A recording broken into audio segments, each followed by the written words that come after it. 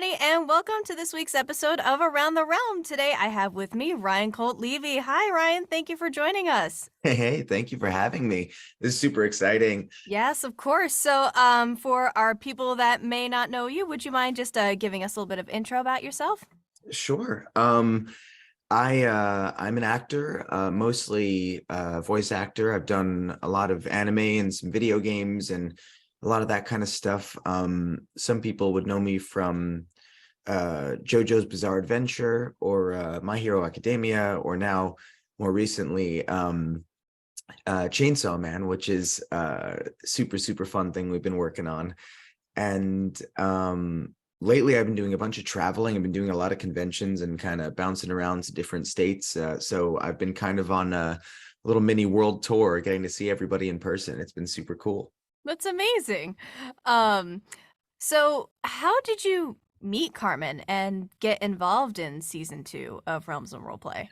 I'm pretty sure, if memory serves, I mean, it was the weird, like, double-edged sword of technology and social media is like, while there's so much toxic stuff on there constantly, you can make the most extraordinary friends, lifelong friends, if you are lucky enough to find each other in the sea of madness. And somehow, I'm not sure, I can't remember who found who first, but Carmen and I became friends on Twitter.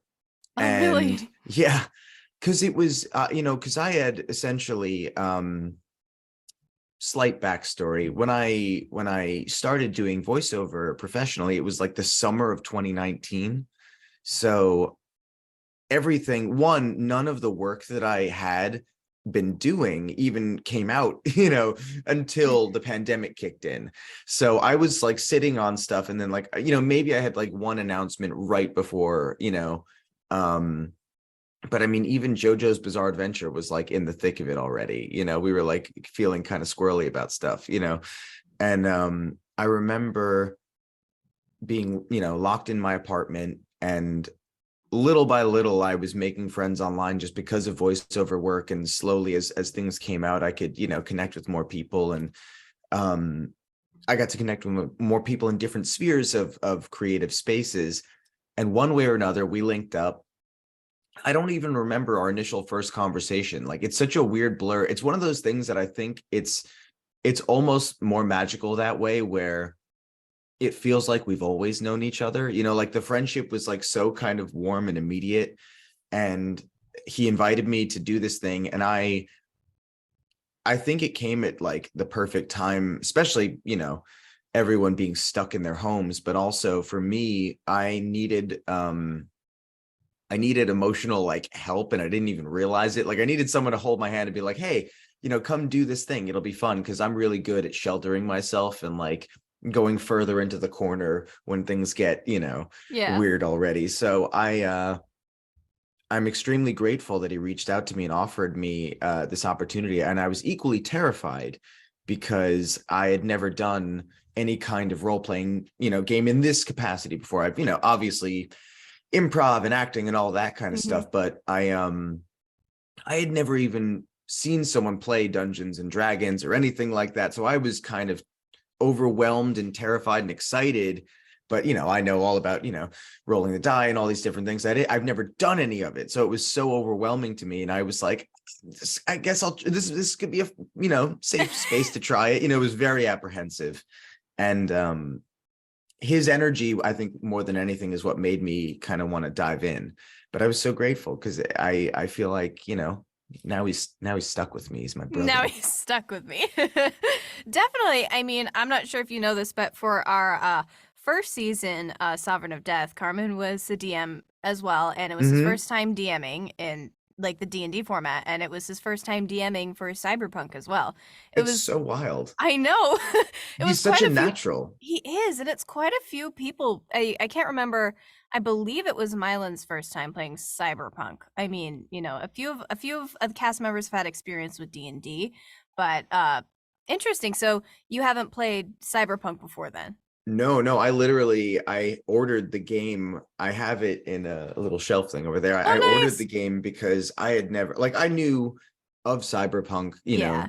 even before the video game connection, like I've known of it just lore wise, but Mhm. um again, it was, it was one of those weird things where growing up as a kid, I was always the deep nerd. Like I had friends who like dip their toes into things, but I never had the friends who were like willing to commit to something like that with me and like Yeah. go all in. Yeah. Yeah, it's a pretty So long-term commitment.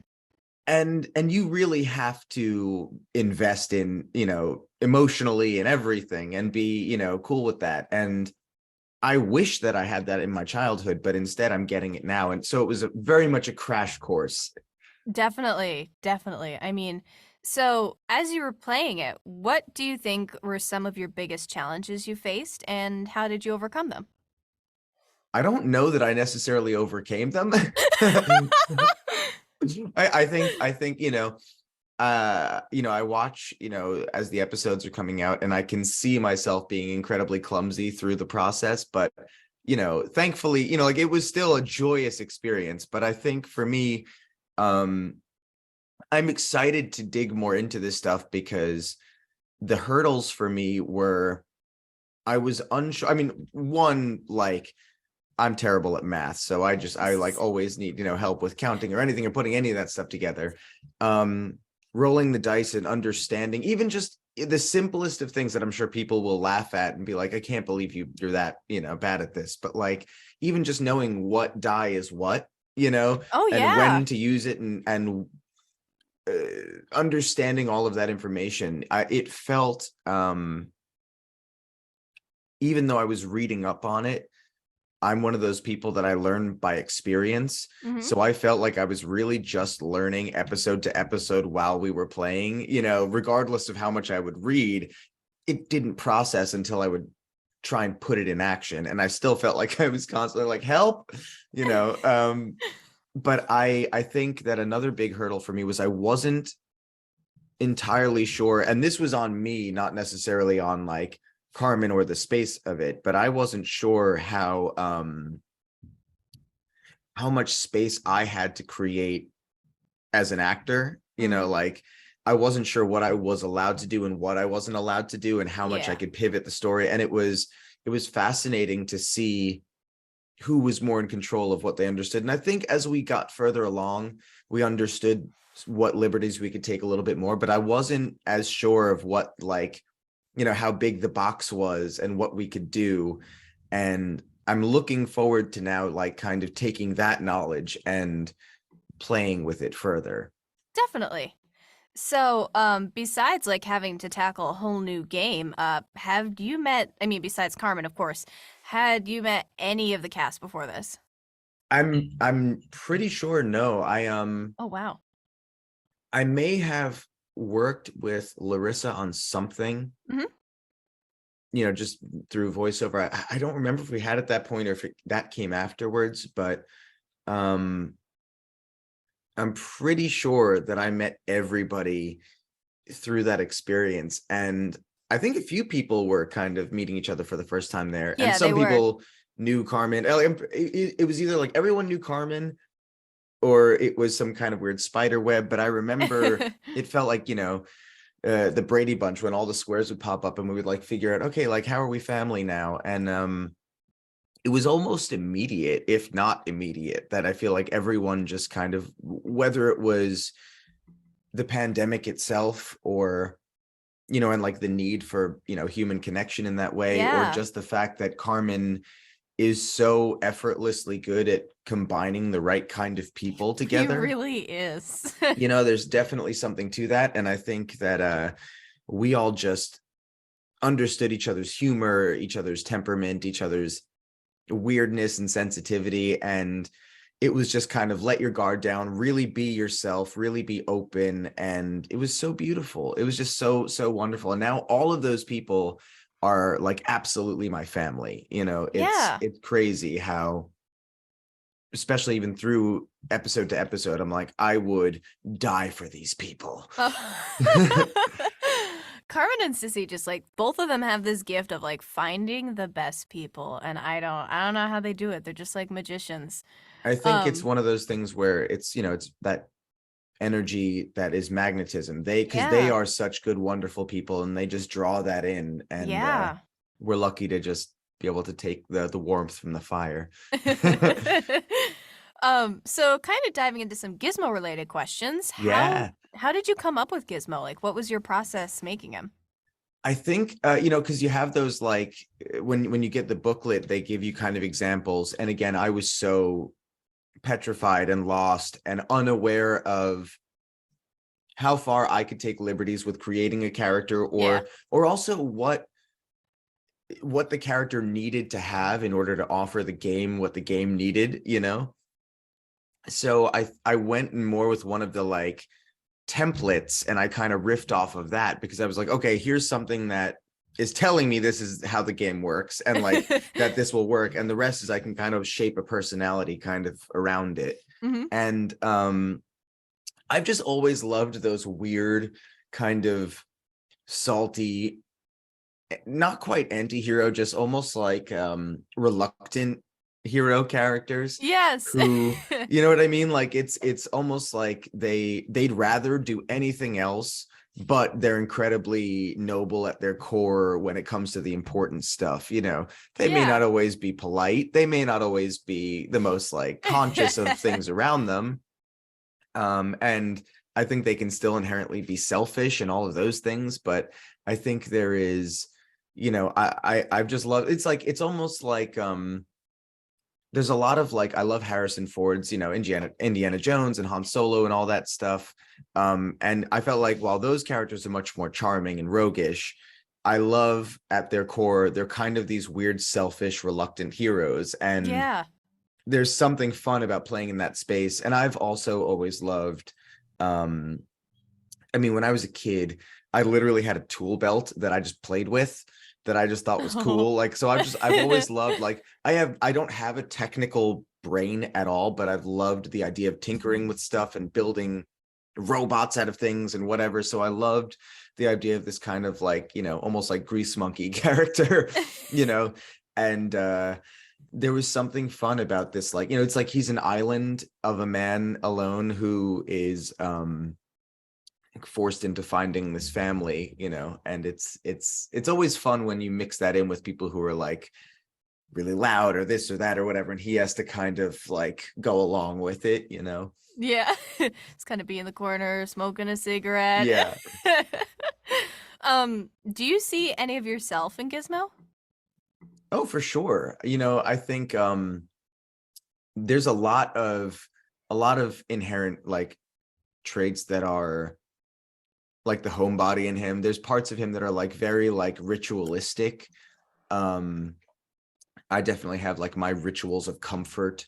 There are things that I think at the end of the day, he has like a very simple core goal, whether it's, to take care of his sister or to, um, kind of even just the make it day to day, like his resilience. I think he has that, something I actually relate to with a couple of other characters I played is I call it the feral nature. I think he's like used to surviving, in the wild in a way. Hmm. And I love the fact that he kind of, his job in a lot of ways is like it's on the outskirts of things. And I've always had weird kind of jobs, even now I have a weird job, right? Yeah. Um and I think that there's something fun about this like freelance kind of, uh wanderer that I've always kind of connected with. Definitely. Is there another character in the series besides Gizmo that you see yourself in? I mean, I love Zigzag, and Yes. I came from rock and roll. I used to be a musician and I played in bands and stuff like that. And I don't necessarily know that I have the same personality, but I think that when I was younger, I was definitely a brash, rock and roller. And there's so much charm in that character. Definitely. I mean, I gotta love Zigzag and Aaron playing Zigzag. Aaron, like, Um, also, like, just side note. I yeah. mean, I adore everybody. Like, it's hard because I don't have a favorite person. Like, me and Mylan obviously have a very close connection from the way that our characters shared stuff. It- but Aaron has this humor and light that I think all of us would agree that like whenever Aaron was in the space with us and even just having conversations, there is a softness and a glow and a like an ease that we all feel, when we're around them. So it's like super special. Oh my gosh, definitely. I mean, I've loved seeing her go from in season one, she played this character named Win, who was kind of like the mom friend, the responsible one. And I've just loved seeing her go The from Win. contrast. Yeah, the contrast to like Zigzag is like as soon as I watched season two and I saw her playing like this rock star, and I was like, I love watching her play with Zigzag, and it's absolutely amazing. No, she can do anything. Her confidence is so fun. If you're watching this, Aaron, we love you. Yes. So speaking of Gizmo and Sid's relationship, interesting because I thought just based off of, Gizmo and Sid's close relationship that you had met Milam before. So was there like closeness? Was it pre-planned? I don't think so. I Oh think wow. yeah, it was one of those things from what I'm remembering, it's so crazy also just side note how long ago we recorded those episodes and how much life has completely changed for so many of us since then in, hopefully only the best of ways. Um but it's wild because I remember I don't even think it was until we were literally like making the characters together all just kind of on the fly that we just decided they were kind of going to have this connection to some degree. And I think we just, again, like I love everybody there. We all have a special vibe, but I think Mylan and I think our humor, I think we have a dark sense of humor that we share. There's a dry kind of sardonic thing Yeah. that she gets that we definitely could play off of with each other in a way that feels like, you know that any other people could be like, wow, you're being mean to each other, but it's like, Yeah. but to us, like that was like a love language, that was like our way of saying we're friends, and Exactly. I it's so interesting because like we've yet to even meet in person, and I guarantee our dynamic would still be exactly the same. Really? Yeah. Oh my I just goodness. think that like, yeah, no, I think she's so special and funny, and I always felt this sense of like as we would kind of like bully each other, it always felt like a hug. It always Yeah. felt like I always felt like she had my back and vice versa. And Mhm. um there was this like, there were times where we were like so mean to each other in that thing. It's so funny to think about because like none of that was planned. It all would just happen on the Mhm. fly. And we always knew that it was like there was this underlying theme of like respect and everything. Yeah. Oh my goodness, yes, your back and forth banter of like, all right, when Sid was like, all right, if I die, you can have my stuff, Gizmo, and Gizmo's like, all right. Oh, I love the relationship. It's just too funny. I think there's, and that's the thing too. That moment I remember, and I remember her response, she was like so offended. And I was like, it's the practicality of the world they're in and Gizmo's mindset of like, it doesn't mean that's what he wants to be the outcome. But he's just, he's not going to spend the rest of the day arguing about this, Yep. like, Oh, them and their shrimp too. oh, the Just pocket shrimp. the That was pocket shrimp. definitely on the fly. I don't know where the hell that came from. Yeah, I think Milan may have the answer to that one. Okay, I'm so curious because I don't remember how it spawned, and I just remember it taking on a life of its own. I have to I have to watch her episode. I remember I actually was talking to Milan about this because I believe you guys started filming in like what, 2020? Yeah, oh, it was all in 2020. It was like Yeah. in the thick of it. And I actually, when I went viral for one of my skits, it was Azula with pocket shrimp. Like she would give a wedding toast and she'd be like, let's take the shrimp and go. She would pocket shrimp, like, oh my God, that's so No funny. We way. were pocketing shrimp at the same time. No way. That's so funny.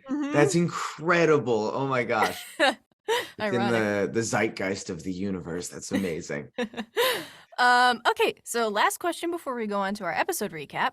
So in season one, we have this like mythical, like medieval kind of fantasy world called the Land of Yushan. And then of course we obviously have Night City. So If you were to choose to live in one of them, would you live in the land of Yushan or Night City, and why? Ooh. I mean, they both have interesting pulls. Like, I'm going to assume that Ishan is much more lush and, full of beautiful nature. Yeah, it has Um, magic too, but I don't know if it has indoor plumbing.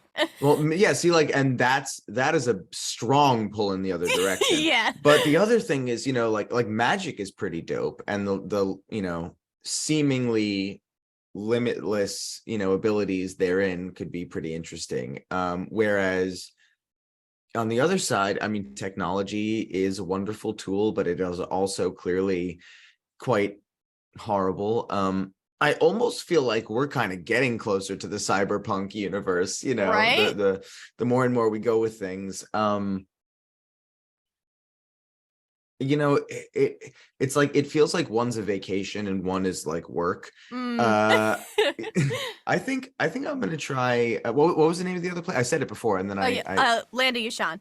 Ishan. I think Ishan. I'm gonna try Yeah? Ishan. Yeah. Yeah? I love nature. I love critters. I've always wanted to be able to use magic. Like I'm waiting for one day for people to realize like the other part of our brain can unlock that shit. I know, same, same. All right, so we're going to dive into our episode 9 recap. So, we left off with our group pulling something real fierce. I mean, they literally convinced the Novas that Zigzag is their new leader right after they just killed Bit and made the whole scene, like, staged it perfectly, chef's kiss.